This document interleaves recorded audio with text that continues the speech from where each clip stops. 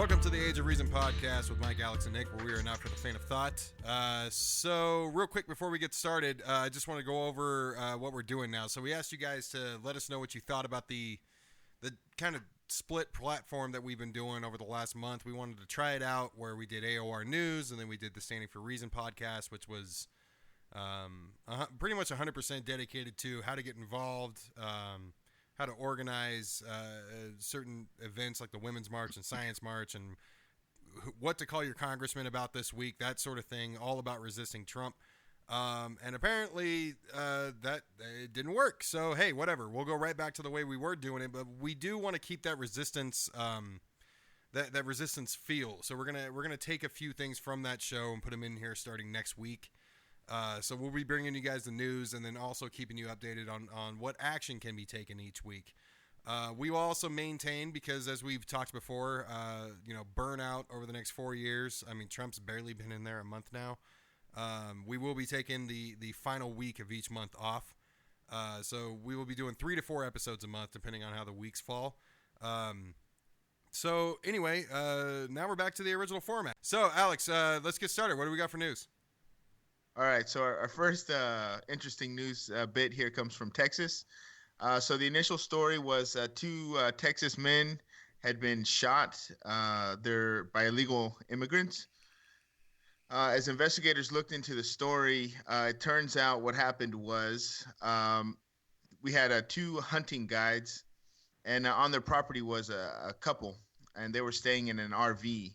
Apparently, these hunting guides were really paranoid about illegal immigrants, and they thought for some reason that illegal immigrants were trying to break in to the couple's RV on their property. So he, without announcing himself, tried to open the RV and get in there. The couple obviously came to hunt, so they were packing.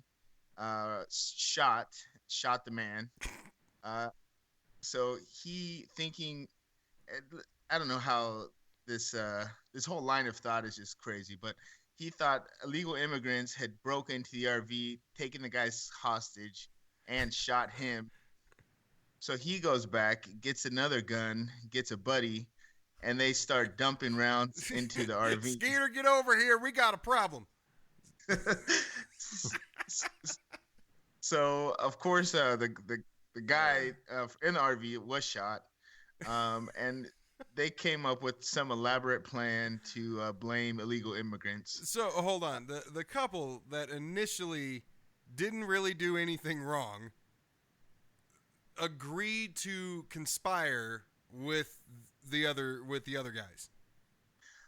Yeah, I'm not sure. I mean, it said they were there for the hunting guides. I'm not sure if they were friends or how exactly it worked. But yeah, I guess they colluded and came up with that master plan. So my first thought with this is this is exactly how homophobes act. They fear being raped by a gay person. Like, this is what I find with homophobic males. They seem to just be disgusted by the act of gay sex. But like, if they're in a bar and some guy stares at them the wrong way for too long, or whatever the case, it's this guy's gonna try to rape me. And I'm just, I don't know, for some reason I'm seeing parallels between that and what's going on right here. Let me tell you about the homophobe thing there for a second. I had a dear friend of mine who was a what's the polite way of putting this, flaming homosexual. He told me one time that it wasn't that straight men are afraid of being raped, it's that they're afraid they're going to like it. Good point.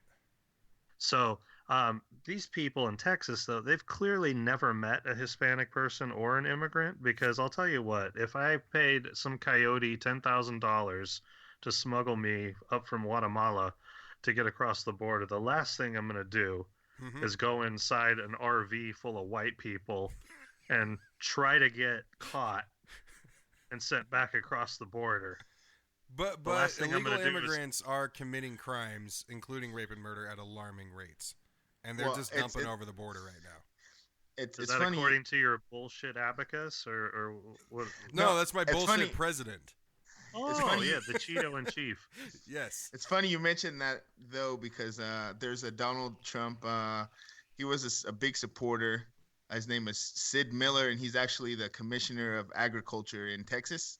And he took this story at first when it was reported that the immigrants had shot them. He was took this and sending it out. He said that Walker is a man of God and a hero for defending his family against illegal immigrants. He thought it was Walker, Texas Ranger. Yeah, it was Chuck Norris. He's a defender of all humanity. I mean, I can't blame him for that.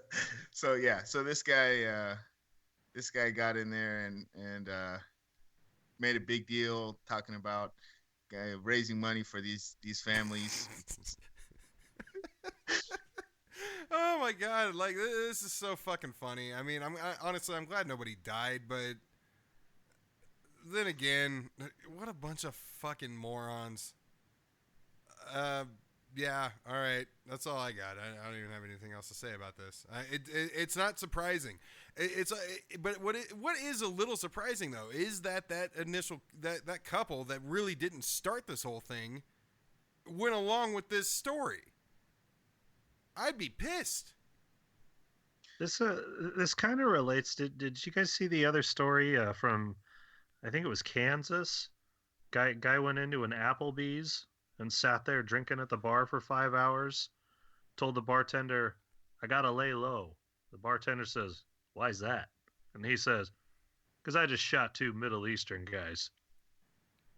Turns out he actually did, but they weren't Middle Eastern; they were Indian. Oh, I did see the story. I didn't see the details, but I did see that 2 Indian men were shot mistakenly as Muslims. So we're missing the point. Obviously, you cannot eat good in the neighborhood in confidence, apparently, because he just got ratted out. Well, the bartender called after he confessed to doing it, which begs 2 questions. Did he know this bartender? I mean, that's some pretty personal information. That's why I'm being sarcastic about it. Like, what the fuck is wrong with you? Although when I was in Arizona, I saw this shit all the time where, and we got some great shit on Arizona coming up later, but when I was in Arizona, people would see my beautiful white skin and just assume that I'm down with the cause. And the shit that people would say to me without knowing me or my politics or background or any of that shit. I mean, this story is taking it to a whole new level, but I mean, at the same time, what the fuck was this guy thinking? Why would you just go up and tell a bartender? Did you know the bartender to trust him with this information? Or if you're just wanting to brag, then why are you laying low? Yeah, good man. You know, I mean, why not just, shout it from the rooftops? I just shot 2 Muslims, and... Wait, they're Indian? Well. Wait, they all wear turbans, right? Wait, no, tablecloth, that checkered tablecloth that you get them fancy Italian restaurants. That's right. Put that on your head, put a little bit the belt from your car, put that over it. You're good to go. I'm glad his stupidity got him caught. Alex, yeah. I can't wait to get to this one. What's next? Actually, so I'm gonna throw in a quick one. So an update. We talked about Ken Ham's beautiful arc encounter. That he created. So it turns out right now that Grant County, Kentucky, which gave up as much as $18 million in tax breaks and incentives to create the arc, is going bankrupt. They said it's been a great thing, but it's just not brought us any money. So the arc is failing miserably. Surprise. What's failing about it is there are theme parks dedicated to fairy tales. I mean, Harry Potter Land is doing fantastic right now in both Southern California and Florida. Good, because I know many Christians that don't even believe in this fucking story. Are you trying to imply that Harry Potter is not real? I'm so sorry, I forgot. We had the nerd was on the show. I will pull my wand. Keep it in your pants. Keep it in your pants. Hey! Don't make me show you my Patronus. Hey! All over your face. I want you to Quidditch what you're doing right now. Oh, yeah, Yes, pun yeah, intended. yeah. You know what? You know what? Fuck you on that one. That was terrible. All right, so yeah, Noah's Uh, Ark is losing money. Good for them. yeah. So speaking of terrible, so we had a new precedent from the White House this past week. Um, they are basically deciding who they want to listen in on the press briefings and who they don't. Um, who they don't includes the New York Times, the Daily Mail, CNN, and some other ones. The Associated Press and Time Magazine, in solidarity with the other organizations, sat out from the briefing. Breitbart, of course, was allowed in, as well as Fox, some other conservative news. So we've been talking about this for a while, and it seems like this is, I mean, pretty much the latest step, but the worst so far. Yeah. Hey, you Uh, also didn't mention the BBC. The Oh, BBC got right. kicked out. Yeah. oh yeah, they're fake news. I mean, I think this is the most. I mean, probably not the. It's not the worst thing he's done yet, but I think it is definitely the most alarming for the same reason that we have pointed out over the last few weeks that whether you want to call Trump a dictator or not, this is a step in that direction. There is no denying this. But I am happy to see that CNN and the New York Times, the failing New York Times to call them by their full No, name. no, no! Don't do that. What? Do not use his words. Do not use his words. I use That's his the words problem. against him. Fuck No, him. no, no, no, no, no, no, no. The problem with the media right now is that they are sucking up everything he says and they're repeating it. If they would only come back at him, it would stop a lot of this BS. Well, but that's what The I'm saying. They are coming the- back at him, and that's what I. the whole that's, crooked Hillary thing, that did hurt her. Oh, of course it did. But the thing is I am glad, especially like Jake Tapper. Jake Tapper's doing amazing work right now, and I'm actually liking what CNN is doing and what the New York Times is doing. But the New York Times basically, not even basically, they called Trump a liar on their front page earlier this week. So Yeah, they did. They did. I think this could be a great thing. I think Trump again. I think what he just did with the media could be a very good thing because the media has had its issues in the past, and I think this is going to force them to unite and stop pandering bullshit. Not Sean Hannity and Fox News, but fuck them. But again, and I've said this many times. A Trump presidency could be the best thing for this country if we handle it correctly, and I honestly think what he just did to the media could be a step in that direction as well, because they will be a little more ballsy. What do they have to lose now? Pretty much. But you Yeah, know that- Go no, ahead. I just think it's. I don't think that it's a good thing. I mean, No. it's definitely like a weird precedent, and the fact that he can do that and just kind of go on with the day, I think it's something we should definitely monitor. And I don't know if it's the news is doing a better job of reporting and actually doing their job, but I don't know if this is like a rallying cry. It should be. Did you see the what they're reporting on today, which is in line somewhat with what you're bringing up here, that I found to be incredible. And this is, I think, our greatest hope. Sean Spicer called in all of his people yesterday, I guess, or Saturday, I think it was, and told them all to put their cell phones out on the table because he was going to go through them to see who the leaker was. And then after, I guess he didn't actually, I didn't hear if he actually went through phones. I think this was more of an exercise in see who won't put their phone on the table. But at the end of the meeting, he tells them all, and don't you dare say anything about this to anybody. And now we're And here we recording are Monday morning talking about it. it. I wouldn't be surprised if they pulled some departed shit to find out who the leak No, is. absolutely, they're gonna weed out some leakers, and then the pace of the leaks will slow. But I think our greatest hope is for the insider to continue to leak it. And I'll tell you what, it doesn't even necessarily have to be a liberal that's in there or somebody who has liberal leanings. It may be a person in the GOP or a Republican staffer that either doesn't like him or wants to get famous off of this as the leaker when it's all said and done. We saw I don't that care. worked out for Snowden, though.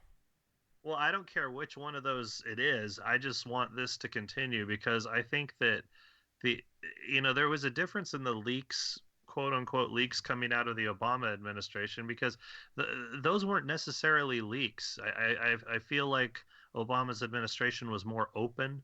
Right. A lot of stuff got said, and then if something embarrassing came out, Obama addressed it the next day. He didn't deny it, and he didn't blame the leaker. Yeah, but this is what Alex and I were talking about last week was how can something be fake news how can something be a leak if it's fake news? That's a rumor. You can't call both.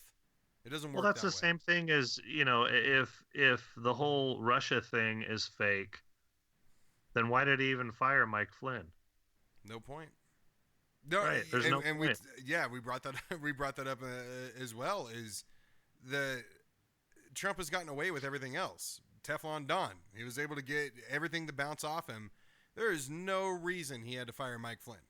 He could have easily lied about it. There's some more shit there, and the intelligence branch is beginning to look into this. They have nothing to report at this point, but they are gathering information. So we'll see how that turns out.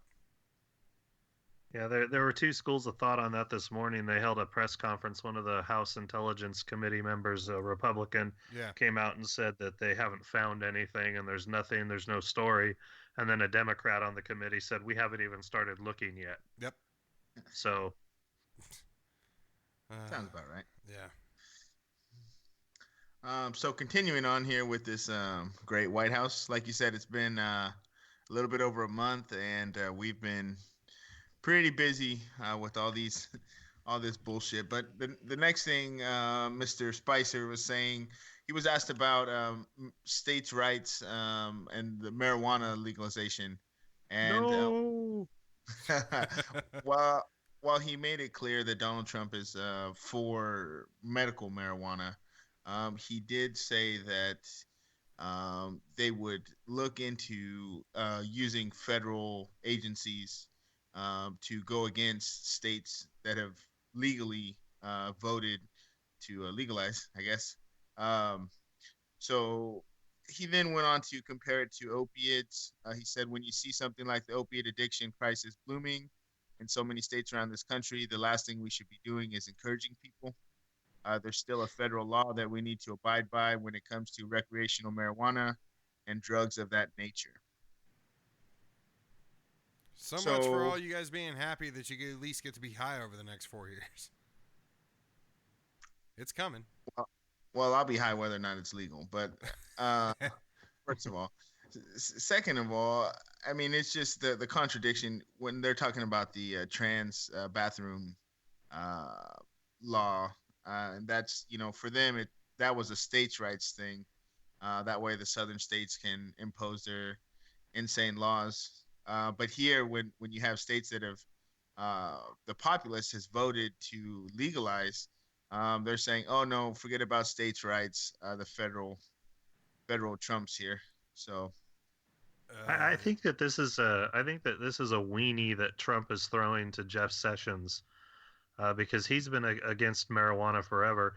And during the campaign, and even after Trump was elected, he said that he wasn't going to touch marijuana in any of the states that voted to legalize it for recreational purposes and medical purposes, because he said it's a states' rights issue and the voters have spoken. So I think that now that Jeff Sessions has been confirmed and he's our new attorney general, and he has this raging proper moral boner for marijuana, I think that that's what this is about. Could be. Yeah, I mean, it's just this is one of those no shit moments where it just doesn't surprise me. Speaking of shit that doesn't surprise me, Alex, we're always talking about how whenever bad news comes out, it typically comes from the state of Arizona for some reason. So, Arizona has a new proposed law that would effectively allow law enforcement to treat protest organizers like organized crime bosses, in the sense that they can impose racketeering charges on them. So, basically, what this means is that it allows the government to seize assets if a protest becomes violent, or even giving law enforcement the freedom to arrest protest organizers if they expect it to be violent. So it doesn't even have to be violent. If they suspect that violence may happen, which means it's open season on Black Lives Matter, that basically the protest organizers could be arrested and have racketeering charges on them. Where this comes from is, again, fake news. It comes from the lies from Donald Trump about paid protesters during the campaign, and also throughout the protests that we've seen so far since he's been elected. When he started yelling about paid protesters, paid by Hillary, paid by Obama, or whoever the hell he was trying to point the finger at, his tiny finger at, that's where this is coming from. Now, before we get started, let me just read a section, read the description of the First Amendment here. So, the First Amendment is some annotations from that is that Congress shall make no law respecting an establishment of religion, or prohibiting the free exercise thereof, or abridging the freedom of speech or the press. That's another one. Or the right of people to peaceably assemble and to petition the government for a redress of grievances. So, in a nutshell, there's our First Amendment. Now, we just talked about the media and how they're shitting all over that, and now Arizona is looking for a way to kind of bring the same type of cheap shot to protesting. And this bill's just proposed, right? It's just proposed. So, hey, everybody wants an action item? Start flooding the congressmen of Arizona and tell them not to go for this.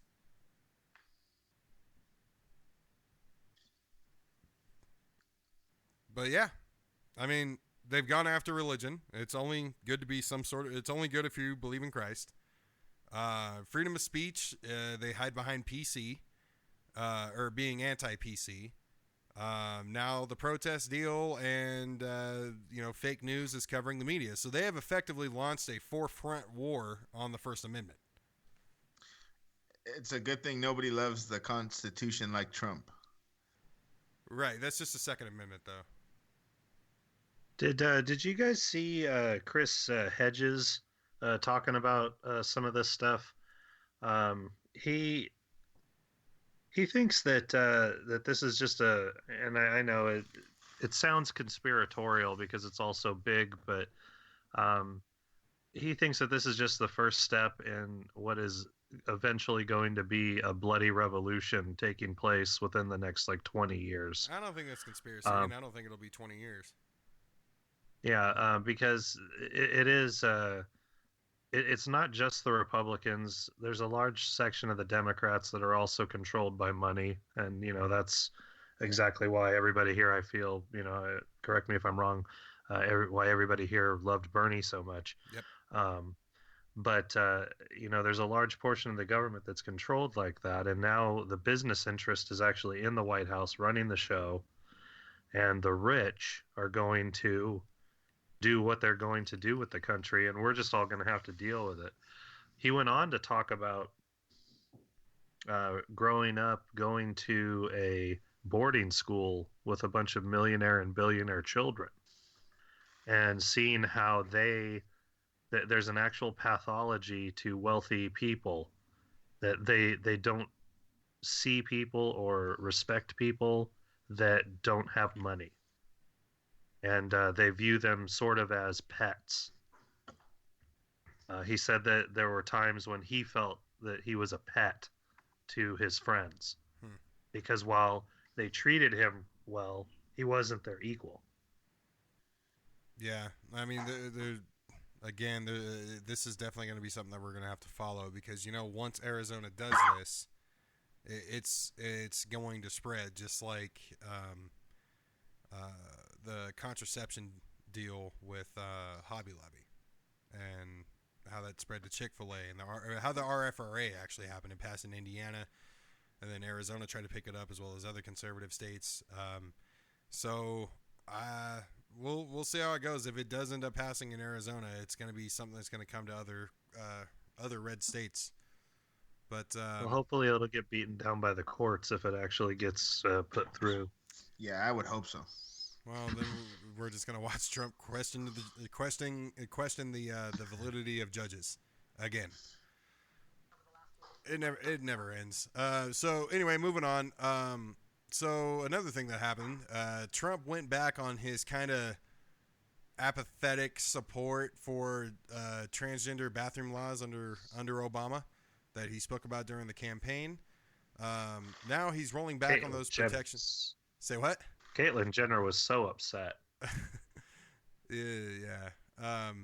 Now the rollback on the protections for gender identity is being headed up by Attorney General Jeff Sessions. Now, Betsy DeVos reportedly tried to kind of do the right thing-ish, sort of. At the least, she did try to soften the blow. She came out and spoke about the bullying that would happen with transgender kids if this is rolled back, and then she suggested that they do a slow repeal to the Obama era mandate, basically out of concern for these kids, and how they would be treated if this was swiftly repealed.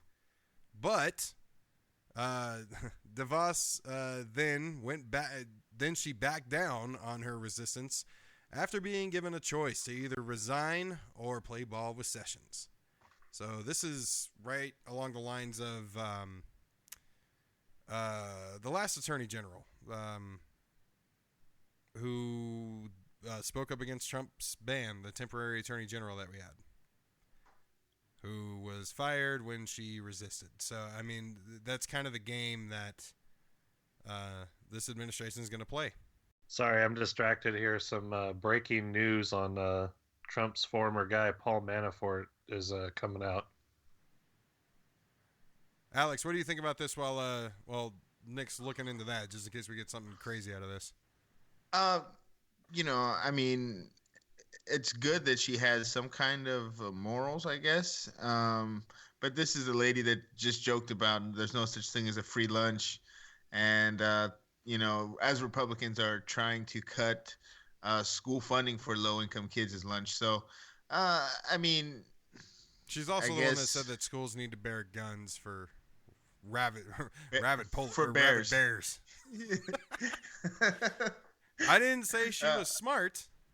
No. I mean, yeah, I guess, I don't know if you give them a thumbs up for doing what's right, but yeah, she might have had some good ideas, but then, like you said, the way this administration is, if you don't agree with them, you're fired.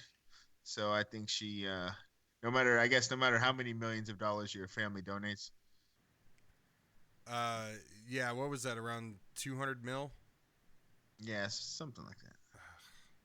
Pocket change. Yeah, exactly. But I mean, I think the bigger point here is even when somebody that we did not expect to ever do the right thing, whether she tried to do the right thing or not is that's why I use the word reportedly. We're not fully sure, but what we are sure about is she was given the ultimatum when she did suggest that the administration roll this law back gently. So even when they try to do the right thing, they're going to be their jobs are going to be threatened. But yeah. Anyway, what's going on over there, Nick? Apparently, Paul Manafort, the guy that used to work for Trump, the early manager. stages of, the Russians tried to blackmail him. Is this about his name has been found in the ledgers of Viktor Yanukovych, the ousted Ukrainian president, right? The one that had his own pirate ship and gold toilets and everything. Yeah. Apparently, some accounting ledgers list payments to Manafort, and apparently I guess the Russians tried to blackmail Manafort about it. They just flashed a series of like text messages about the leak on the screen, but I wasn't able to catch it. But I mean, I feel like this is kind of stuff that we already knew. Sorta, but I mean, we suspected. So now it looks like we know this. This is from a Politico story coming out. Oh, shit. Let's see here. Stolen text appears to show threats to expose relations among Russia-friendly forces, Trump and his former campaign chair. Yeah, that came out last week. The text messages did, and Manafort didn't deny receiving the text, but he said he didn't respond to him. He showed them to a lawyer, and he doesn't know why he received them. But they also got sent to his daughter as well. Anyway. Oh, okay. But if more breaking news is coming out about that, that's what I was trying to see, is if that was confirmed or not. But anyway, we'll keep in touch with that story. Moving on. Last night was Oscar night. Now, Nick, do you watch award shows? I from time to time, I used to like watching the Academy Awards. Until I dug into it more and found out that it's not necessarily rigged, but just like politics, there's a lot of money and lobbying going on. So Adam ruined it for you too, huh? Yeah. So I know, huh? I still watch though, because I love movies. That's one of my things. Yeah, me too. Same thing with the Grammys. I love music. I know Alex doesn't watch these things, but I watched it last night, and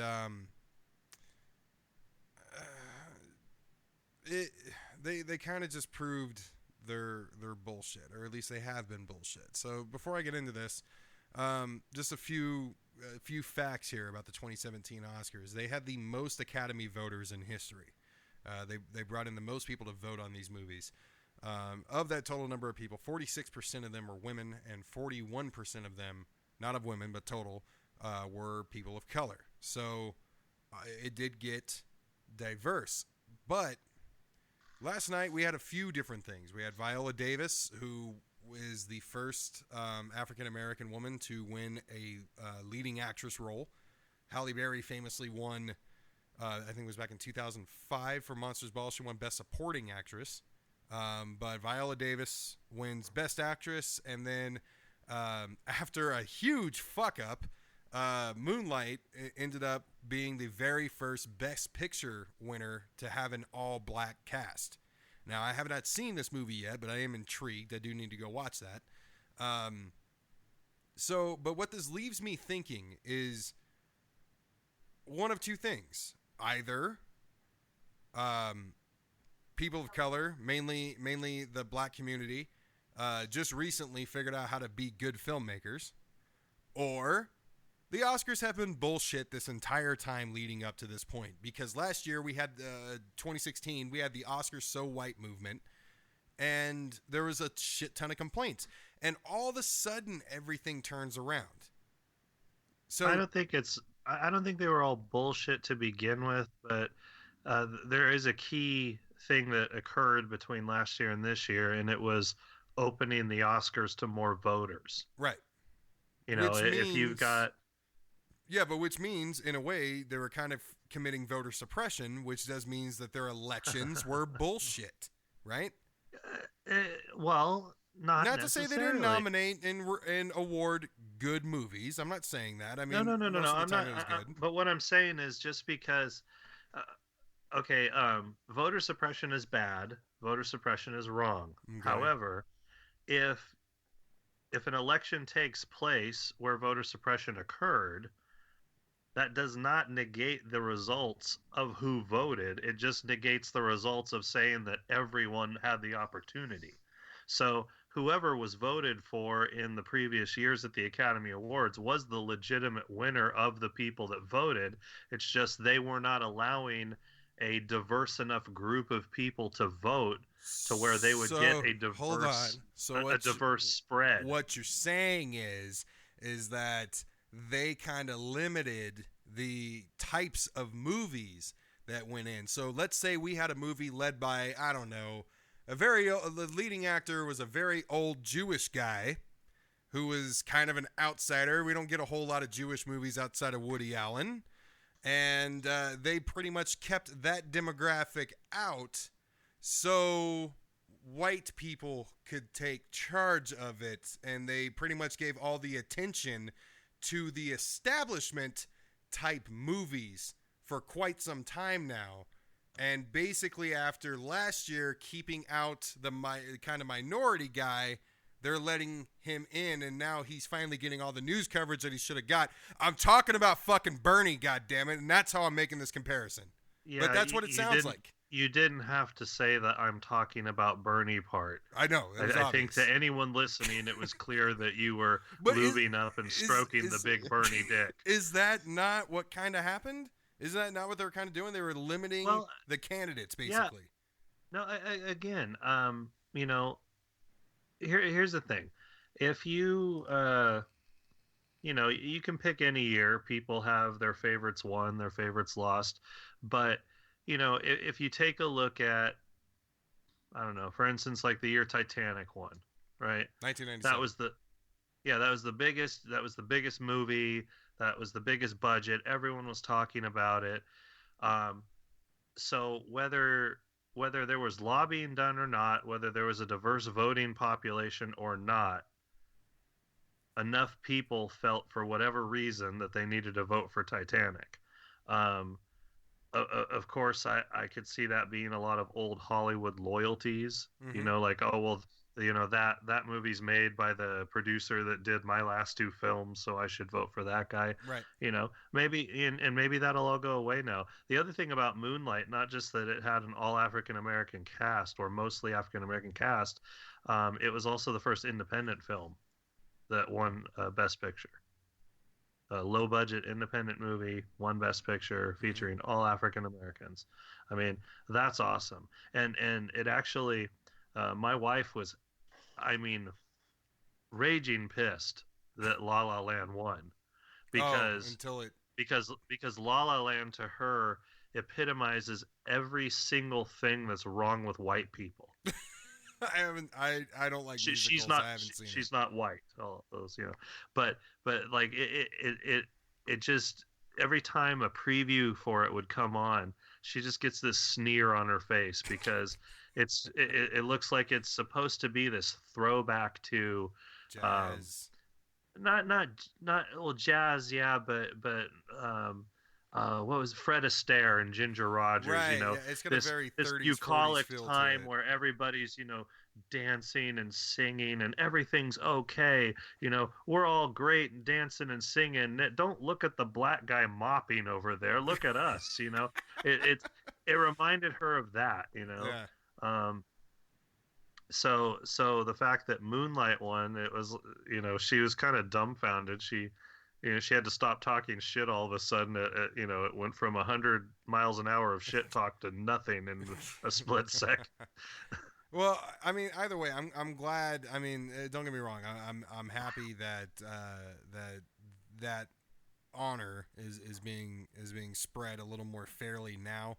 But for them to just turn on a dime like that, honestly, it's to me.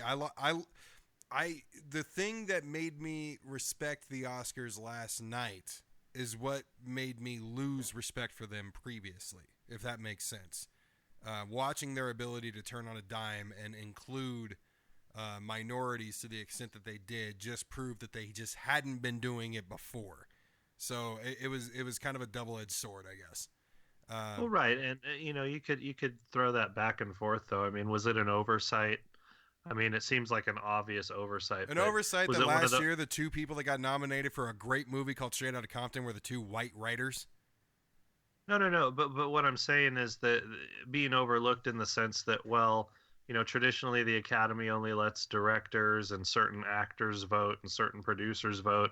So that's just who we're keeping on the list. And since everybody big in Hollywood is usually white when it comes to those three categories, that's just who it happened to be all this time. I mean, I'm not trying to defend them because I believe in them or something. I'm just saying that it's kind of a benign thing to worry about. You know, looking back, I was happy Braveheart won Best Picture, and then in a different year, in a different year, even though I really liked, I think it was Forrest Gump one, and I liked Forrest Gump, Yeah. but I hadn't seen Shawshank Redemption yet. Mm-hmm. So then when Shawshank Redemption lost to that, I was like, What oh the well, you know what? fuck? Yeah, Yeah, like exactly. that's a completely that's they were robbed. And can I just say fuck you to Mel Gibson for keeping up this Christian morals? Can't have a good, sense of humanity without religion bullshit. Fuck you, Mel Gibson. Alex, you got anything on this topic? I would just second that. Fuck you, Mel Gibson. All right, cool. Sounds good. So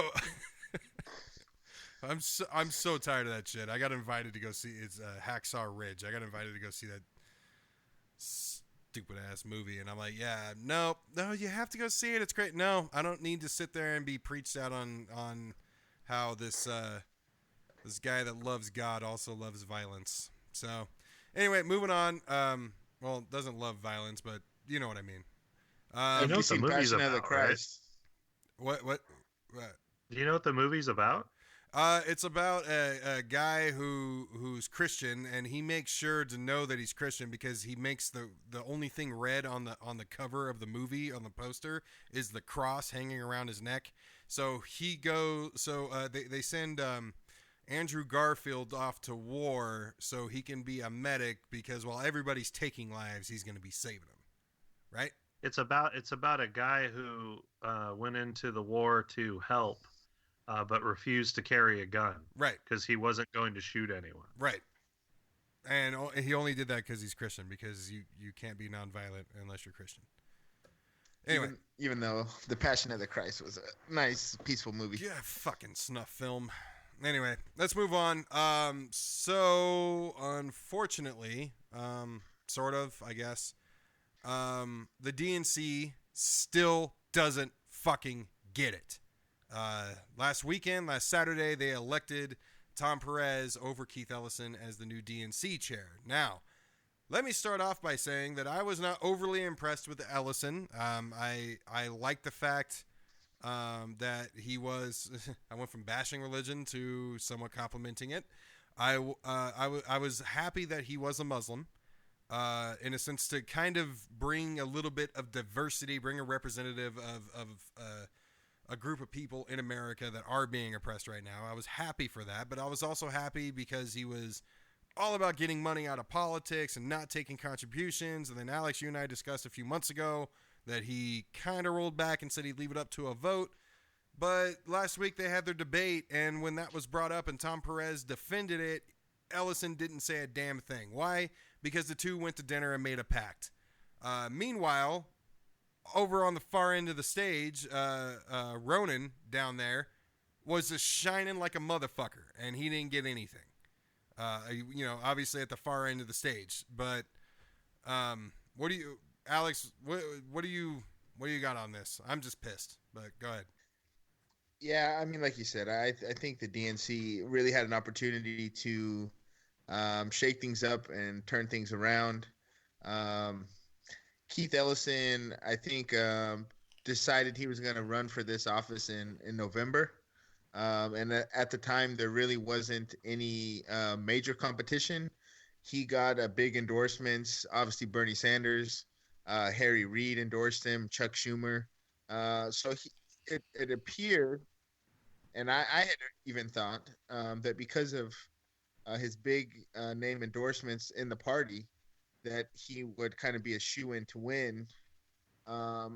It was a month after that Tom Perez apparently was talked into running for this position. He was labor secretary for Obama, and to be honest, he was a good labor secretary. He did a lot of good things for workers with overtime and things like that. So he did some good things, but he's definitely part of the establishment. And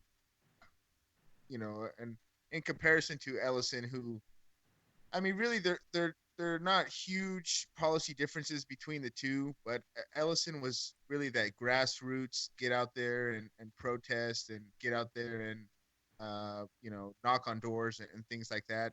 And I think this was an opportunity to show the party that we care about those things again.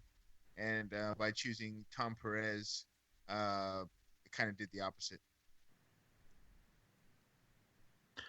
You know, as far as this topic goes, I don't know. I wasn't really vested in anybody.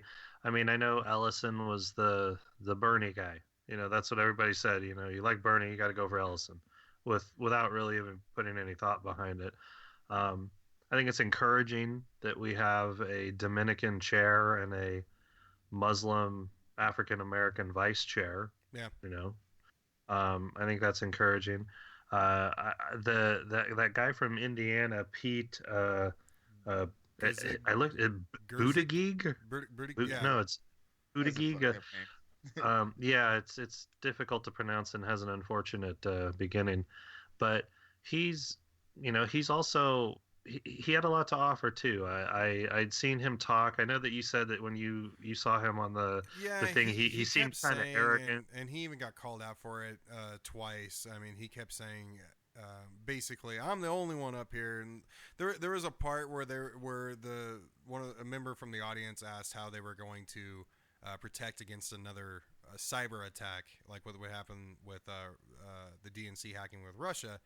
And he's like, well, as former military, I'm the only one up here that's been trained. And Ronan from the other side of the stage went, no, I'm military as well. We all get that training. Like, calm the fuck down.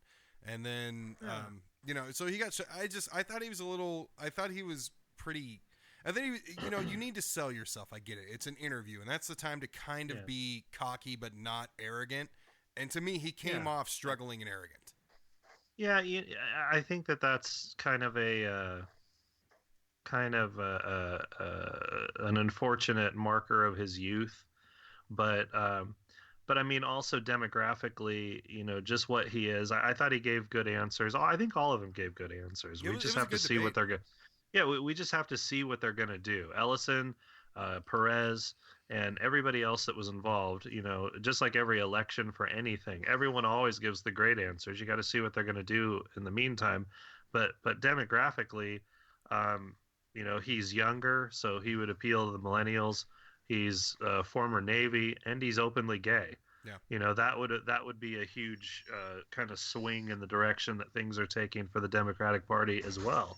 Because the Democratic Party traditionally, they are the party of the minorities. They're the party of the LGBT community, but they don't have too many of them running the show, right. Which is really weird. It seems like a very much a, we are white and we are here to save you. It doesn't, Star Wars. Well, I mean, that's what it kind of seems like. I took my ancestry DNA test and I am as white can be. But I'm married to a Hispanic woman. I've got a Hispanic kid. Their experience in this world is different. When they look at this stuff, they have a different thought than I do. They don't see the same piece of information from the same angle. Alex, you're Hispanic as well. Do you see all of these things in the same perspective? No, I think it definitely does give you a different perspective on life. And for me, being mutt, half Hispanic and half white, made it a little interesting too. But you're definitely correct on that. Yeah. So as many not white faces as we can have, I think is going to be the best because I would say take it further, non-straight, non-white, non-male. Sure. Of course, straight white males need to be there. We got Bernie, of course. Yeah. There's those people, but yeah, I mean, take it a little bit further than that. Well, right. Yeah, obviously, we can't go away because then all of a sudden we're alienated, and then we're all, going to go to Trump. Ooh, I missed one. And non-religious. Well, I forgot one. That's going to take a taller Not that religious order. People don't have a point. Like I said, I was supporting Ellison, but we the Democratic Party. You're right. The image of the leadership there does need to reflect the people that they're looking after, and yeah, Tom Perez is a minority. That's great, but I mean, and it's not that he was a bad labor secretary. The thing is I just didn't think he was good enough, and I wasn't sure if Ellison was, but I thought Ellison had a better chance of being the person we wanted than Tom Perez, mainly because we need to get the fucking money out of politics. And Well, but what? on that note, right, on Saturday they voted on whether or not to get to continue to keep lobbyist money, and they overwhelmingly voted to keep it. That's So another reason we why I s- say they still don't fucking get it. But so that, we that even if Ellison had been elected, though, they would have still voted that. It has to do with all the people in the room. Yeah, You but know, well it has to do with the leadership as well, though. no, so but Ellison isn't going to get elected, and all of a sudden, everybody's going to switch their mind on voting for it. All the people that are in power right now, whether you're Democrat or Republican, are all from the old school world where money and politics are just holding hands and loving each other, and you can't get rid of that. You can't yank that away from them. I'm Uh, sorry though. they're O- not gonna accept that. Obama instituted this law though, so this it's not like it's been we've been taking, when I say we as the DNC has been taking lobbyist money continuously forever. We did have a good break while Obama was president where we didn't take lobbyist money.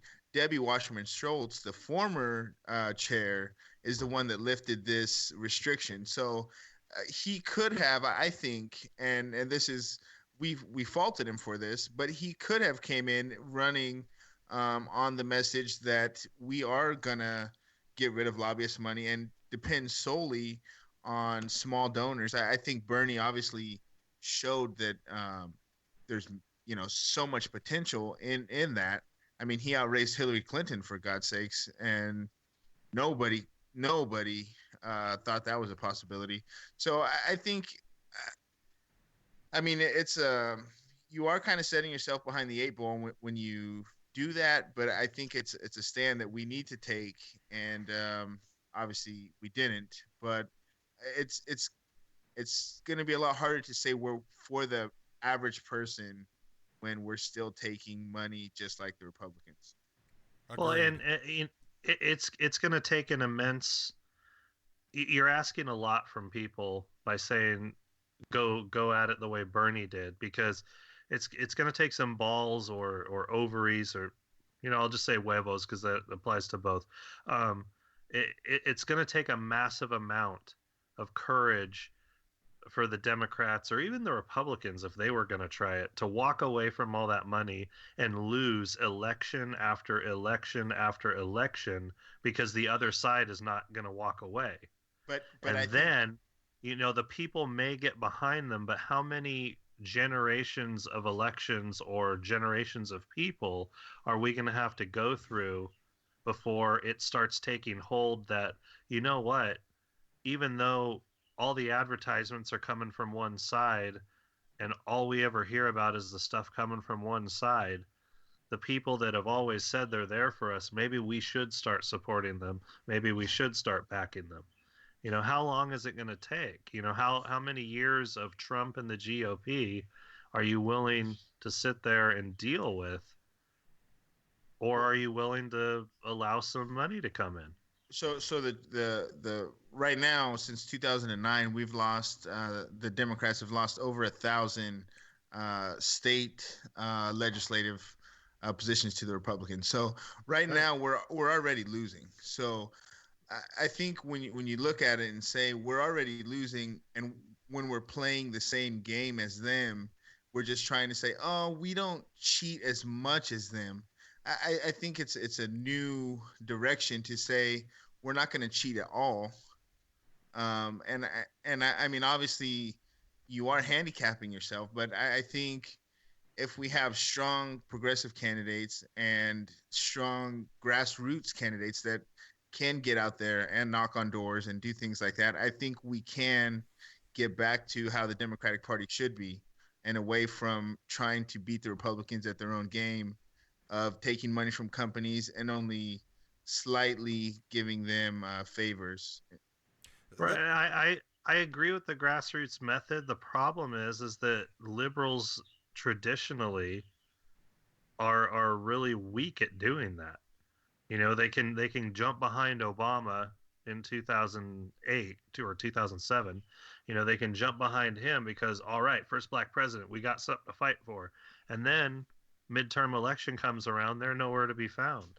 Yeah. The Occupy Wall Street movement, the Black Lives Matter movement, even all these protests that happened right after Trump was elected, all of it just starts to peter out. It's unfortunate, and that is a fight that is a struggle that I think, regardless of whether it's liberal or not, people are going to have to stay up on. And that's going to be the real challenge. I mean, I'm burned out already. I was burned out before Trump even got sworn in. I was burned out on all this shit, and that's one of the reasons why we're taking a week off each month, because it's just bad news all the damn time. It's scary news all the time. We're doing a show right now, and you got breaking news about Manafort. It doesn't quit. But right. Well, that's what I'm saying, though, is that liberals are going to have to figure out a way to fight through that, because the GOP has obviously figured out a way, and it's obviously anger and fear, but they've been able to fuel themselves. I'll say this on that for years. I'll say this, and then we got one more to go. One more topic that's pretty quick. But basically, the Hillary Clinton did not lose because of lack of money. She lost, as well as the losses in Congress, because the DNC is out of touch. And I think one thing that eliminating money and big money contributors from corporations and millionaires and billionaires, as Bernie would put it, is after that, you can't really question the integrity. And that kind of forces you to be in touch with who your base really should be. And that would kind of take that argument away, because we've talked many times about what, unfortunately, the Republicans and GOP own. They own freedom. They own patriotism. They own hard work. Like they own the American dream. That all belongs to them as far as their supporters are concerned. I think that would be a much harder battle to fight when you're not taking money from the same people they are. So anyway, we got one more topic. So Trump has now said, he tweeted out that he will not be attending the White House Correspondents' Dinner. I want to say that this probably has something to do with Larry Wilmore. A week ago, just days before Trump tweeted this, Larry Wilmore was asked whether or not comedians should boycott the White House Correspondents' Dinner, and he said, hell no. Do not pass up the opportunity to make fun of Trump to his face. I completely agree with this.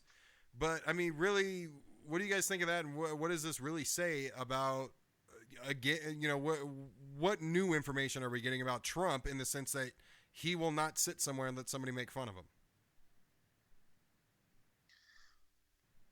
Go ahead, Nick. We don't have anything. I don't have anything to say about this until the next White House Correspondents' Dinner, and see what he does then. Because if he shows up to this next one, or if he shows up to the next one, he can just say, well, blah, blah, blah, blah, blah, whatever he's going to say. And, he might start going to them after that point. But I did see Larry Wilmore, and I do agree with Larry Wilmore. Absolutely. You go after him, you go cutthroat. But this also speculating that Trump doesn't go to these things anymore or has them canceled. This just proves that he is that baby with the shitty diaper that bitches and complains and is far too sensitive about everything that's said about him. Well, I mean, you see that speech he gave in Florida where he called the guy up on stage with him, and this guy right here, I like this guy because he said good things about me on Fox News. Really? Yeah, no, it's ridiculous. But I mean, I get your point about seeing if this happens again. But I mean, let's just point out, this is the first time in 36 years that this has happened. The last one was Reagan, and that's because he got shot. Yeah, so well, this is the first Reagan had a reason. He had a reason, but basically, I get the point about saying, well, let's see if it happens next time. But still, this is the first time, really, that a president has just willingly refused to go without having a bullet in them, or at least recovering from it.